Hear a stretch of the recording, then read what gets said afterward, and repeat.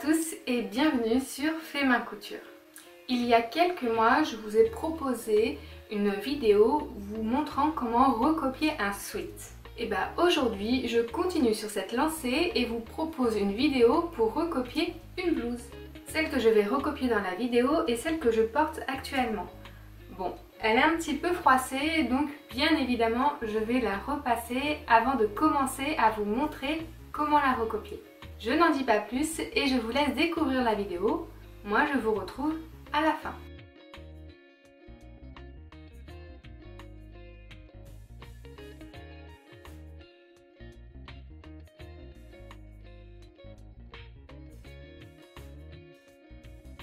Pour faire cette vidéo, vous aurez besoin d'une blouse, de tissu 2 fois la hauteur totale de votre vêtement, du papier patron, du papier carbone, des épingles, des poids, une roulette, un crayon, des ciseaux papier et tissu, d'une règle, d'un pistolet ou d'un perroquet, de boutons si vous le souhaitez et de fils assortis au tissu.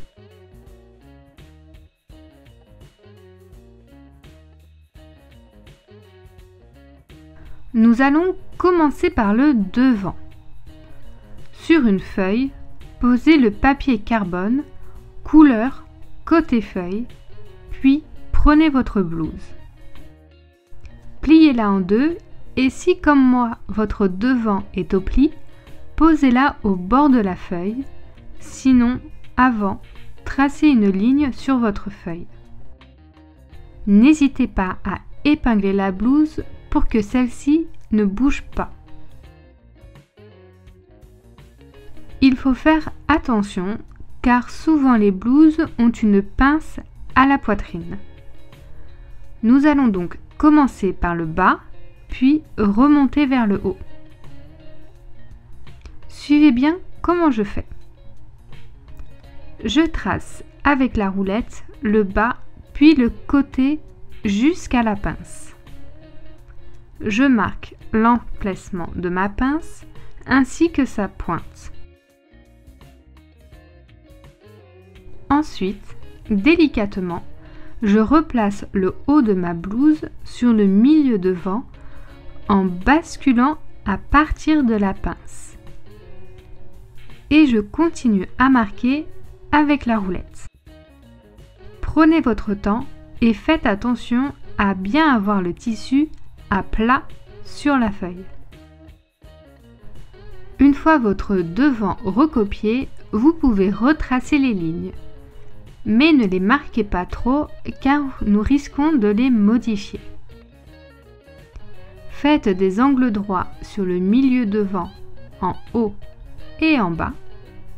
Et ensuite, tracez toutes les lignes qui sont censées être droites. Le côté si votre vêtement est droit, la pince et la ligne d'épaule. Sur chaque côté de cette dernière ligne, faites des petits angles droits. Ensuite, à l'aide du perroquet, tracez toutes les courbes. Commençons par le col, puis l'emmanchure. Faites un petit plat à la règle sur le bas de celle-ci de 2 cm environ, puis le bas de la blouse. Mon devant commence à prendre forme. Bon, il faut encore que je fasse la tête de ma pince. Pour ça, je vais plier sur les lignes. Le trait du dessus doit aller en dessous. Je plie donc mon trait du dessous. Je n'hésite pas à appuyer sur le bout de ma pince pour arrondir mon papier. Je place les 2 lignes l'une sur l'autre. On voit que j'ai un décalage sur mes 2 lignes, ce qui peut être normal lorsque l'on décalque un modèle. Pour bien aligner, avec la règle, on retrace la ligne. Si votre ligne est arrondie, refaites une jolie courbe. Vous pouvez aussi passer la roulette sur la partie de la pince pour marquer celle-ci. Une fois fait, on ouvre la pince et on trace sa tête. Et voilà, mon devant est fini. J'attends de finir de tout recopier avant de mettre les marges de couture. Nous allons passer au dos. Prenez une nouvelle feuille. Mon modèle de blouse a une patte de boutonnage dans le dos. Mais moi, je veux faire mon dos avec une goutte pour que ça soit joli. Je vais donc faire mon dos en 2 fois. Je trace une ligne sur ma feuille qui sera mon milieu dos. Quand il y a une patte de boutonnage dans le dos ou sur le devant, pour bien retrouver son milieu devant ou dos, c'est tout simplement le milieu de la bande. Je pose mon papier carbone sur ma feuille, le long de la ligne, et pose ensuite mon dos. Moi, je vais décalquer le côté avec les boutonnières, comme ça j'aurai mes lignes de côté face à face avec le devant. Comme pour ce dernier, je commence par décalquer le bas, puis remonte petit à petit en prenant mon temps et posant bien à plat la blouse.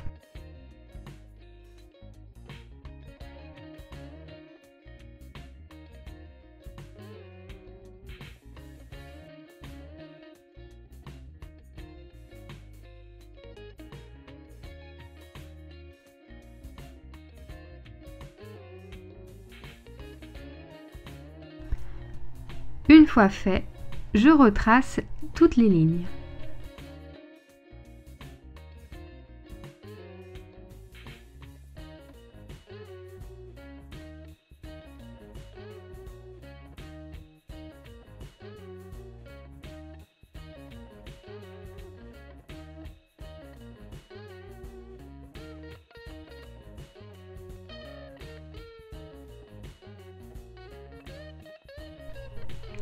Avant de se dire que notre dos et devant sont bien finis, il faut contrôler que nos lignes fassent les mêmes longueurs.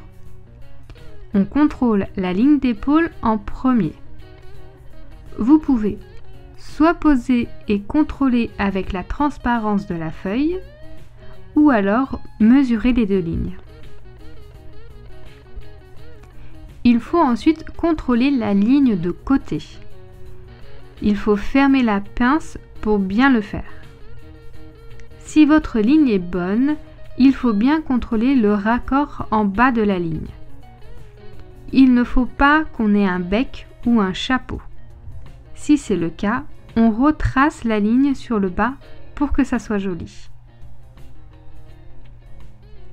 Une fois toutes les lignes contrôlées, on peut bien les marquer car elles sont définitives. Pour faire la manche, sur une nouvelle feuille, tracez une ligne au milieu. Prenez la manche et pliez-la en 2. Placez-la sur la ligne. Le papier carbone ne servira que pour la tête de manche.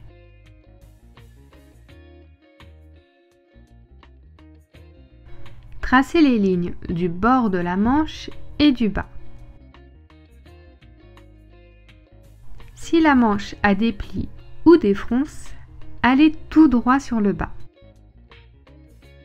Avec la roulette, tracez la tête de manche.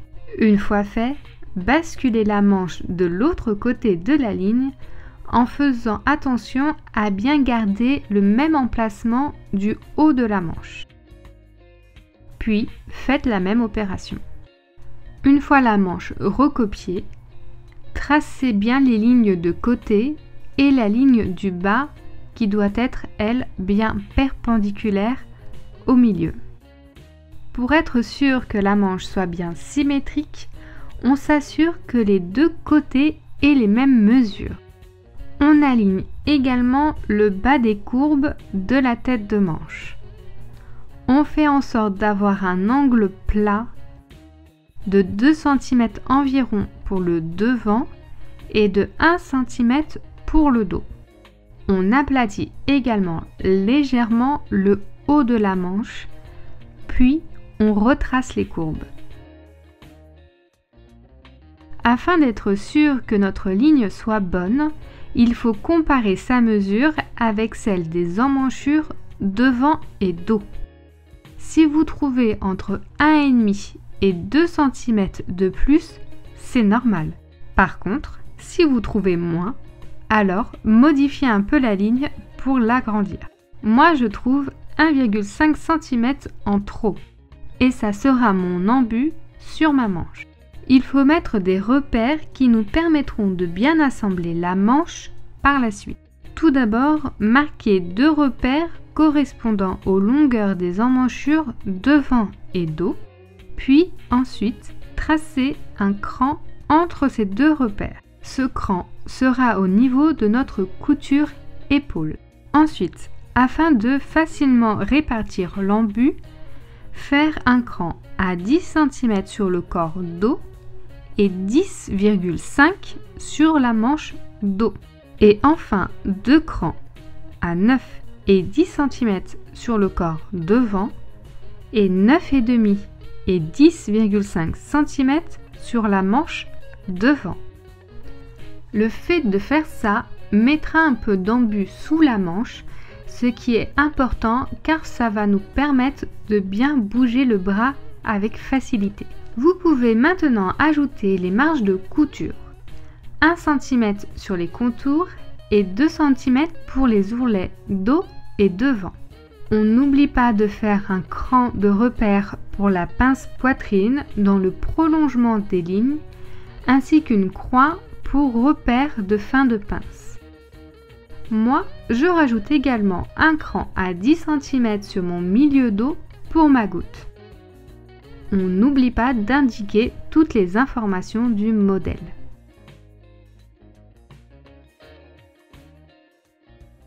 Sur le tissu préalablement repassé et plié en deux, posez les différentes pièces de la blouse que vous avez recopiées et coupez-les. Faites bien attention au sens de votre motif. Nous allons commencer par faire le dos pour préparer la goutte. Dans un premier temps, je vais surjeter les milieux de dos sur mes 2 morceaux. Puis, j'assemble mes milieux de dos ensemble du cran de goutte jusqu'en bas. Une fois mon dos cousu, je plie sur 1 cm de chaque côté de la goutte et fais une couture. C'est un peu comme un ourlet. Une fois le dos fait, nous allons faire les pinces sur le devant. Assemblez les 2 crans, puis faites une couture jusqu'à la pointe de la pince.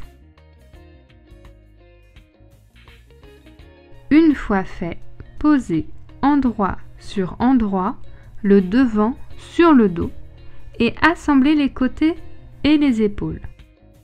Pensez à coucher les pinces vers le bas. Finissez en surjetant les coutures ensemble. J'en profite pour faire l'ourlet par la même occasion. Je vais finir par le col.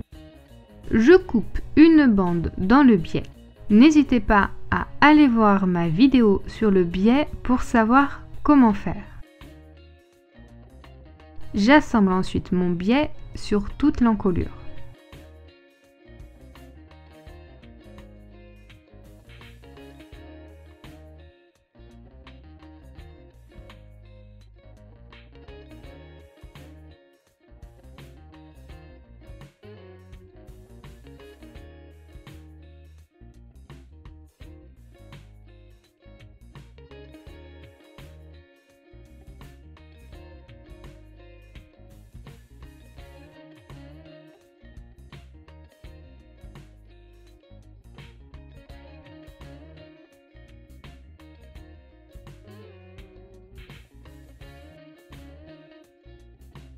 Voici mon encolure finie.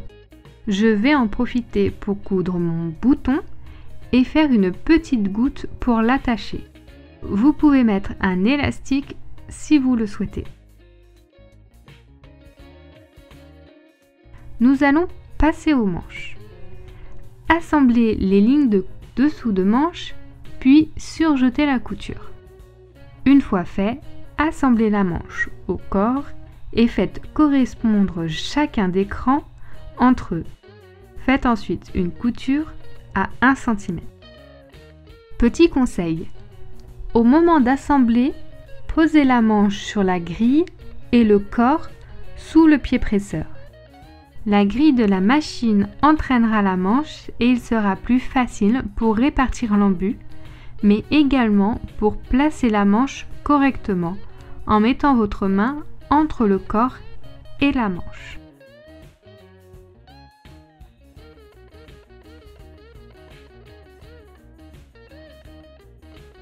Et voilà, mes 2 manches montées. N'oubliez pas de surjeter les lignes. Il ne reste plus qu'à faire une finition au bas de la manche. Je vais faire comme le col avec une bande de biais, mais un peu moins haut que ce que j'avais sur mon vêtement au début. Mais par contre, aussi long pour passer la main sans souci. Et voici le résultat de ma copie. Donc je suis assez contente. Je vous ai pas montré la finition ici, mais vous voyez, j'ai fait ce qu'on appelle un petit bracelet. Dans le même principe que le col, sauf qu'au col, c'est caché à l'intérieur. Et là, il est vraiment à l'extérieur. Je suis assez contente du résultat car ma blouse de base, je l'adore vraiment. Mais je voulais une nouvelle version avec une goutte car au bout d'un moment, on peut avoir les boutons qui s'enlèvent, surtout le long. Donc là, avec ma petite goutte dans le dos, voilà, c'est super, c'est juste super pratique et exactement ce que je cherchais. N'hésitez pas comme moi à modifier le vêtement par des petits détails. Donc là par exemple moi j'ai des fonces, mais pourquoi pas faire des plis. Dans mon dos j'ai fait une goutte à la place de la patte de boutonnage. Vraiment juste sur des petits détails. Amusez-vous si vous le souhaitez bien évidemment à modifier. Si vous avez des questions, n'hésitez pas à laisser un petit commentaire juste en bas de la vidéo et je viendrai vous aider avec plaisir. Si ma vidéo vous a plu, n'hésitez pas à vous abonner à ma chaîne et à activer la petite alerte pour être au courant de mes prochaines vidéos. En attendant, je vous retrouve sur mes réseaux sociaux qui s'afficheront juste là et je vous dis à très vite sur Fait Main Couture. Ciao!